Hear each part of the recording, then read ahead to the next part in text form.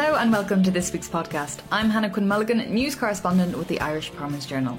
Coming up on the show this week, we have an exclusive interview with UK Prime Minister Theresa May. We recognise the interests of farmers here in Northern Ireland. Actually, farmers across the United Kingdom, farmers will talk to me. I've heard today, obviously, we're here at a dairy farm. I've been hearing about issues around beef and lamb. And Teagasc are keen to encourage more women to choose a career in farming. Teagasc would be very keen to say that it should be a gender equal opportunity in farming. We feel that it's a great business, whether a man or a woman, there should be no distinction, and it shouldn't be stereotyped as male or female. It's open to both.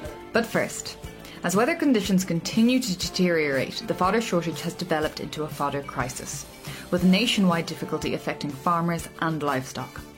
Minister for Agriculture Michael Creed has today announced that his department will be importing fodder, while co-ops across the country have already taken the initiative, with Dairygold expecting the first load of imported fodder from the UK tomorrow. However, the situation on many farms is dire, and just yesterday, farmer Matty White from Wexford took to Facebook to appeal for help. Here's a clip from Matty's video that was viewed over 10,000 times. These are only a few of the stock I have. I have very little feed left. In a week's time or 10 days, I am going to have to have more stock. And the problem is I have no grass. I have no fertiliser. I have no grass. At the end of the day, you can call me cruel for sharing this if you like, but this is the reality of what we're looking at today. These cows are falling nearly to hunger. And my cows have never ever been as thin in all the memory of my 46 years in this life. And this is a culmination now of 40 years of farming. From a very young chap to where I am today. In advance of anyone that might share this, thanks very much. Bye. Take care, everyone. Now, in the full clip, Matty laid the blame for his situation and for many other farmers' situation at the door of the Department of Agriculture and Minister Creed. This morning, Minister Creed insisted on national radio that there was a clear availability of fodder in this country. However, just 5 hours later, after an emergency meeting in Moore Park with industry stakeholders, Minister Creed confirmed that nationally, farmers have less than 2 weeks of fodder left on farms. Our Deputy News Editor, Katrina Morrissey, was at Moore Park and spoke to Minister Creed immediately after the meeting. Katrina Morrissey of the Irish Farmers Journal, and I'm joined by Minister for Agriculture Michael Creed. Minister, you're just out of a meeting with the co-ops and Teagasc and other representatives in relation to the fodder issue on farms.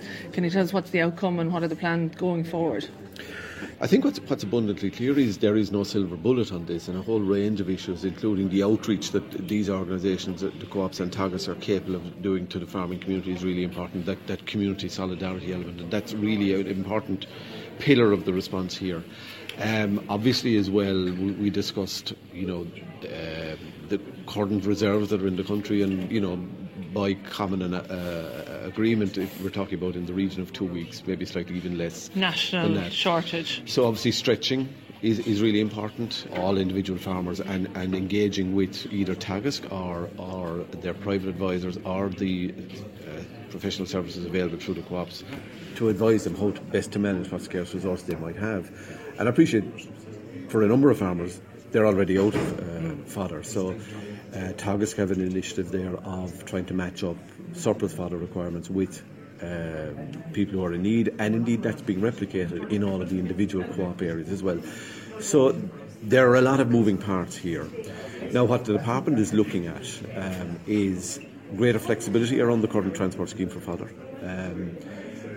and also looking at the detail to be worked out of support for the importation of fodder. I think that's happening already. Some of the co-ops are active in that space already, and we're looking at a replication of the support that was given in 2013. That detail has to be worked out. And in 2013 it was 2 million support from the Department of Agriculture to the co-ops. In fact, it was nearly 3 million euros. It was nearly 3 million euros. To be honest with you, I'm not excessively concerned about costs at this stage. I have spoken with my colleague Pascal Donoghue about this.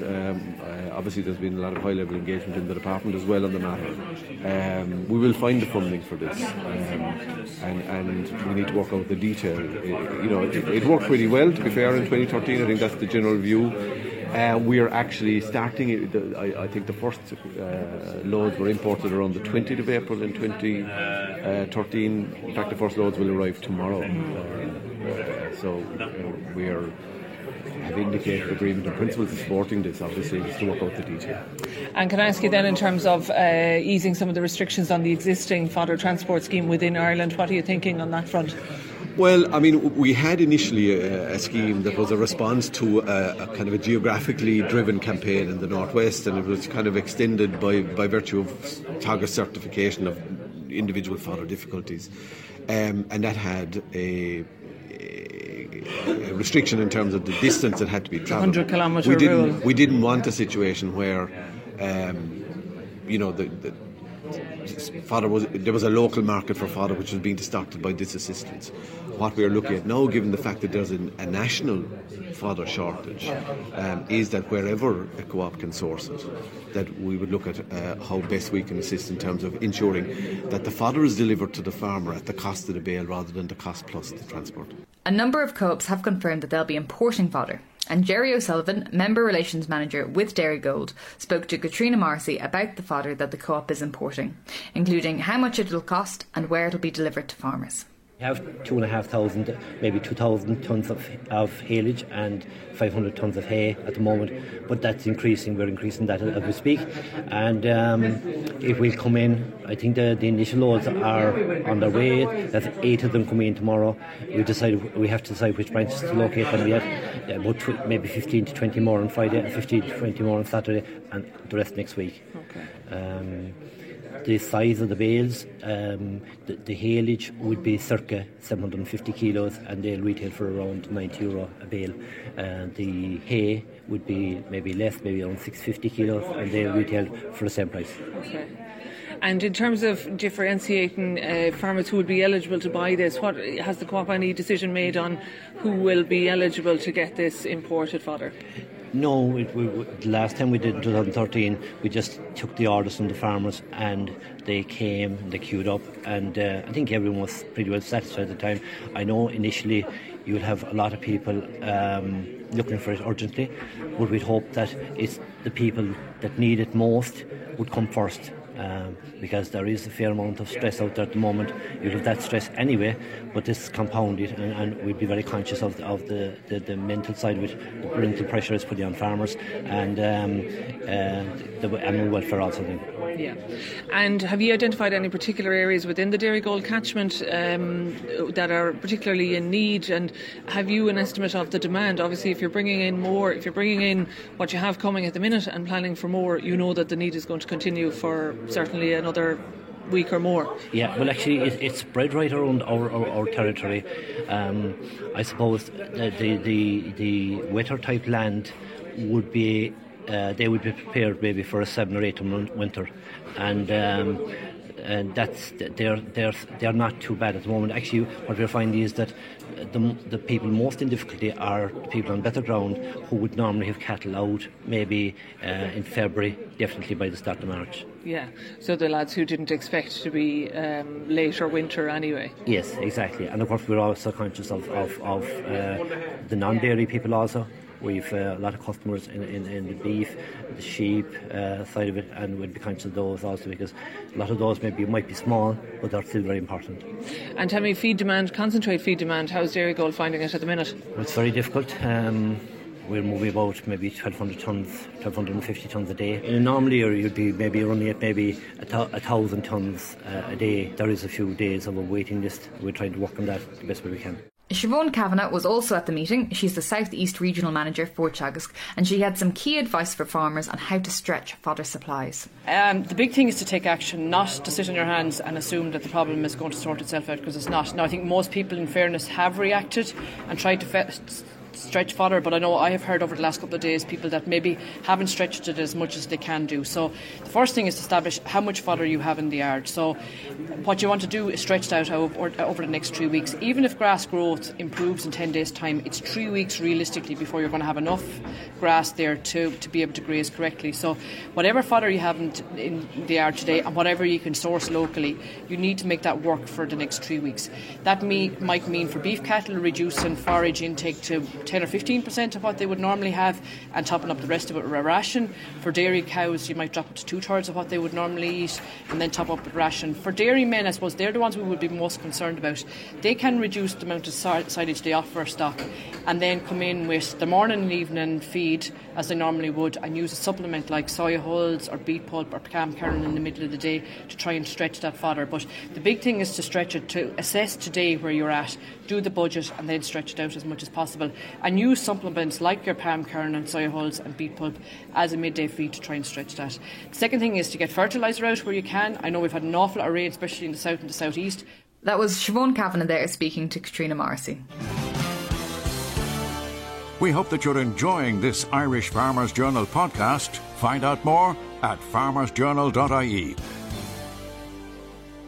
Theresa May, the UK Prime Minister, was in Northern Ireland last week, and David Wright, our Northern editor, made sure he spoke to her on some key issues about farming post-Brexit. Can I ask you a question just around trade and whatnot, what's going to happen? I suppose for the agri-food industry in particular, we currently get access to the single market through the Customs Union, 500 million consumers. We've got access to trade deals that the EU currently has. I suppose we are concerned about the benefit of being outside of the Customs Union going forward, whenever we have all this access currently. On what do you see the benefits are for the agri-food industry of Brexit and being outside of all those current trade deals? Well, first of all, I mean, one of the focus that we've now been able to move on to as we've got the agreement on the implementation period and the December joint report agreement with the European Union is on negotiating the economic partnership for the future. And I want that to be comprehensive. I want it to be something that actually enables the United Kingdom to continue to trade with the European Union 27 on a tariff-free and as frictionless as possible basis. And I think that's in the interest of the EU 27 as well, in terms of the reciprocal trade with trading with us. But what being in a customs union would mean that we couldn't do is negotiate our own trade deals around the rest of the world. And you referenced the trade deals that the EU obviously has with a number of countries. We're looking at being able to transition those deals, and that was in the agreement that was reached last Friday at the EU Council, confirmed by the EU Council, that we will be able to look to transition those existing deals into over that implementation period.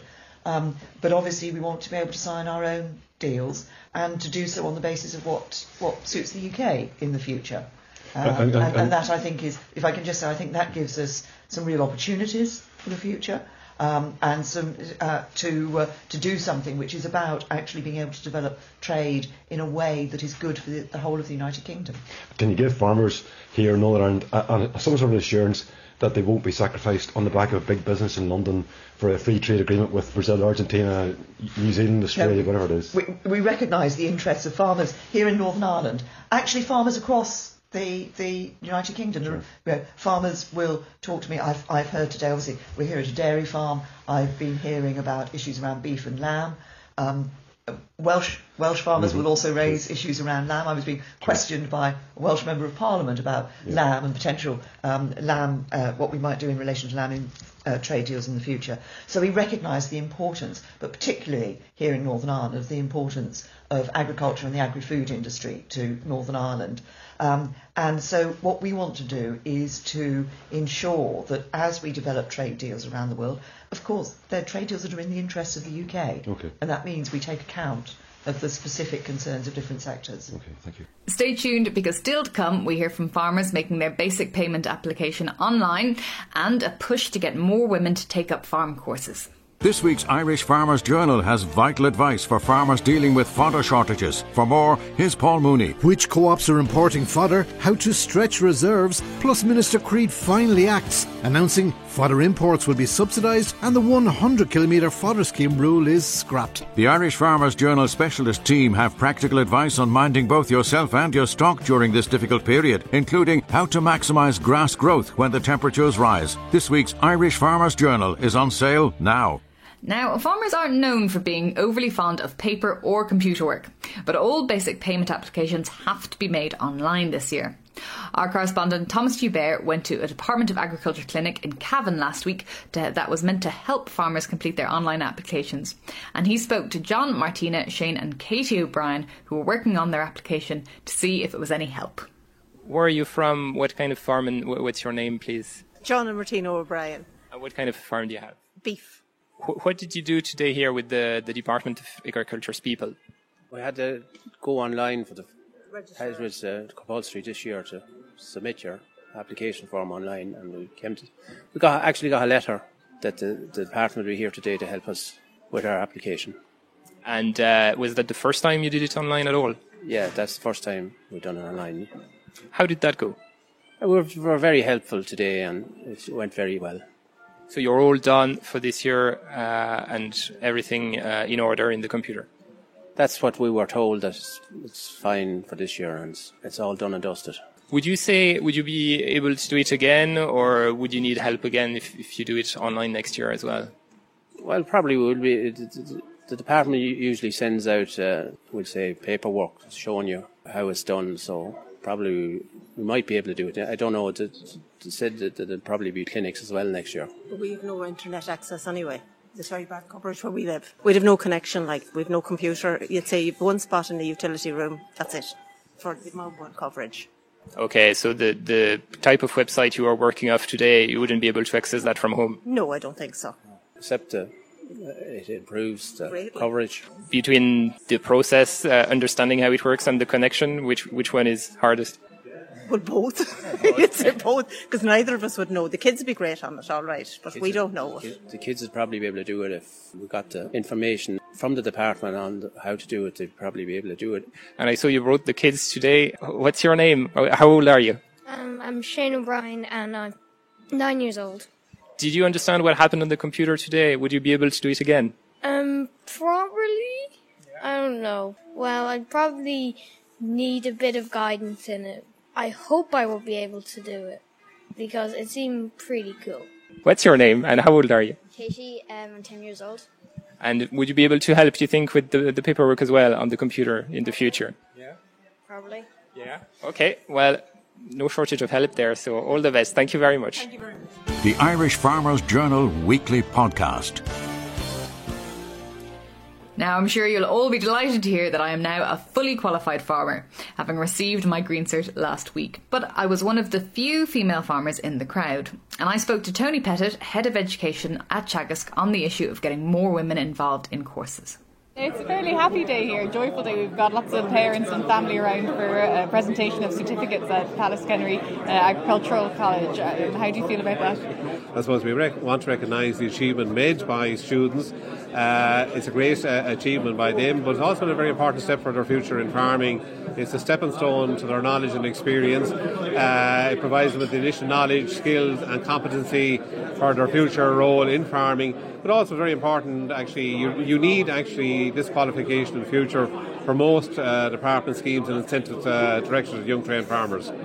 And you mentioned there's something very interesting for me, I suppose, as a young female farmer who's just been presented with her certificate here today, about a bit of gender balance and the need for women as well, and that women will be welcome to take up more agricultural places. Yes, it's something that we want to highlight in particular in recent times, because when you look at it, the statistics would say that only about 12% of the farm population in Ireland, of farm owners, are female, which is actually very small for a country such as Ireland. And in fact, if you go across EU countries, it's considerably higher, getting up to 30% in some countries. And even in well-established agricultural countries like the Netherlands, it would be much higher. So maybe it's a cultural thing, but Teagasc would be very keen to say that it should be a gender-equal opportunity in farming. We feel that it's a great business, whether a man or a woman. There should be no distinction, and it shouldn't be stereotyped as male or female. It's open to both. Do we have any Teagasc figures on that? There were quite a few women in the crowd today being presented their certificates. Yeah, generally, actually, and it's a reflection of the overall population. Very accurately, is that Teagasc participation in vocational education would tend to be about 10%, 12%. So it mirrors what's happening on the ground, and it's possibly maybe due to cultural aspects as much as anything else. Any increase there or anything like that over the years? It's remarkably stable, actually. Has really never changed. There is a higher participation, actually, in higher education for degree programmes, and that, depending on the course, could range from 20% up to 40%. If you go to areas like veterinary, it's now 70% plus or even higher. Areas like equine will tend to be higher. We're not unique. Same patterns are in Scotland, other countries. So in terms of education participation, vocational education, female participation tends to be low. But it's something we're keen to see some change in. The recession was mentioned there, and I know after the recession there was an uptake in agricultural courses. Are we worried now that that trend will dissipate a little bit now that the economy's picked up? People might go back into construction rather than taking up an agricultural course. It's a very valid point, and it's not so much a worry, but I think it'll change the passion of education, because while full-time education went down during the Celtic Tiger era in the terms of the number of agricultural college enrolments, those people actually came back at a later point to get an adult green cert. So it tends to be more a displacement effect that rather than a loss. But yes, there's a correlation between high employment levels, which tends to depress full-time education. But as I said, they tend to come back at a later point. And that's it for this week. You can keep in touch with us online, on our app, on our Twitter, Facebook, Instagram, and even our Snapchat. The paper will be out tomorrow in all good newsagents, and we will have continual updates on what's happening with the fodder imports online. Thank you for listening, and the sound engineer this week is Ferdia Mooney, and I'm Hannah Quinn Mulligan. The Irish Farmers Journal podcast, online at farmersjournal.ie and on iTunes every Thursday.